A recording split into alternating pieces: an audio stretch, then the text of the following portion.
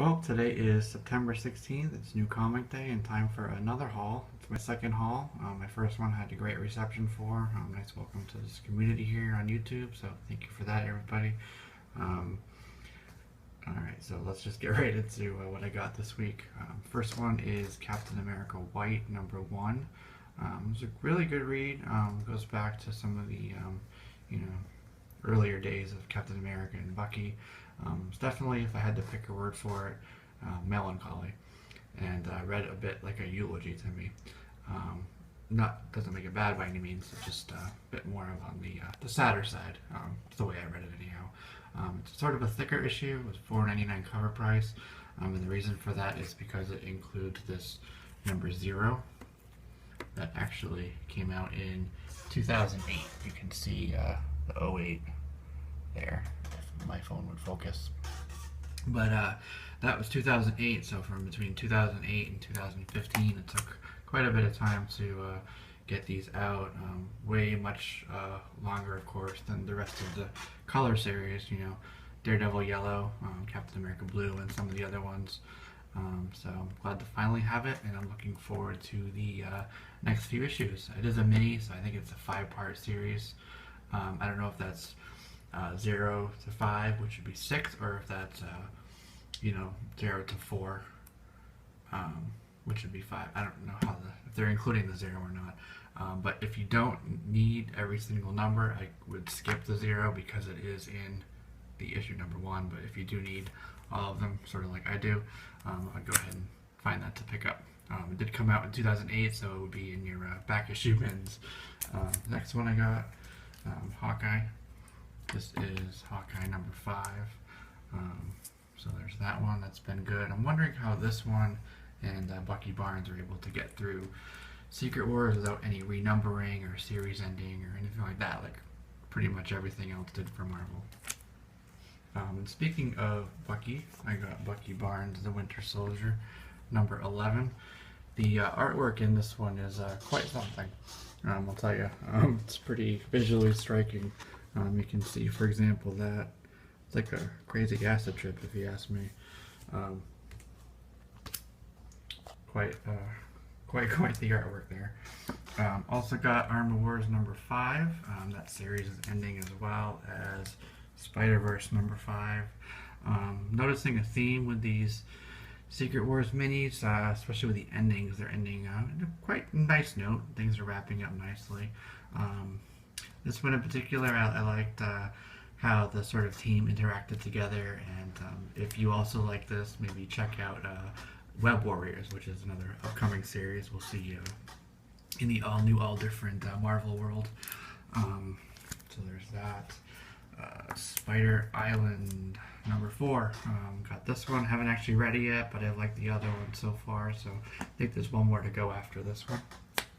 Another one that I got, because it was on my pull list, but I haven't read, is Guardians of Nowhere #4. And I'm throwing stuff around now, how much you care about my books. #4, also for Infinity Gauntlet.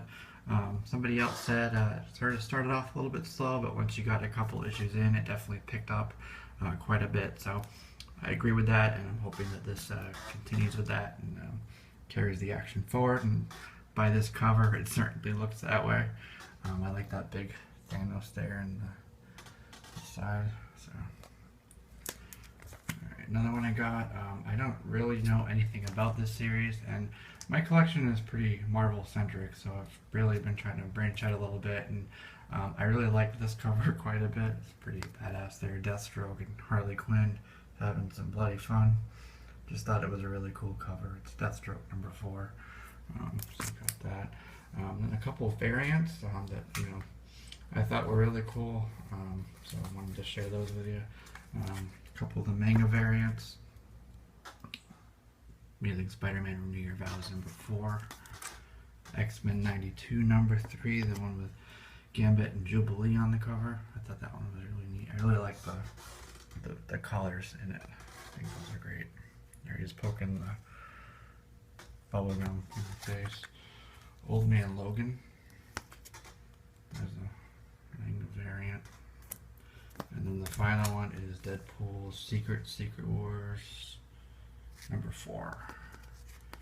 There he is coming out of a little box, a little DP box with some eggs and a bunch of other smelly things. Because we all know how bad he smells. And I got a couple of these from Comic Exposure. You can see Spider-Man, MJ kissing, and then this one here. What I did want to share with you, I would recommend picking this up if you can. I got this when it first came out. It was $10 actually, but even in the past week, it's really gotten a lot of heat because in upcoming volume 5 of Howard the Duck, there's going to be a Gwenpool story in that, and she's getting also a one-shot around Christmas time. I guess they're just trying to feel out what the reception on that is. And I've heard talk that she may get actually a mini-series of her own, not just in the back of another book. But if you like her at all, if you think that's interesting, maybe look to that new Howard the Duck series. It's going to be the regular cover, and then there's a Gwenpool variant cover for that as well. So that's it. If it doesn't get any more valuable, at least you got a fun book. That's Deadpool Secret Wars #2, the Gwenpool variant. So that's what I got this week. Let me know what you thought. If I missed anything I should get, let me know. And if you liked it, hit the like button, please. And then I will going on a vacation, so I won't be able to make another video for another probably week and a half, 2 weeks. So I will be back and probably have another good pile to show you then. So look forward to that. Have a great rest of your week, and hope you enjoyed it. Thanks.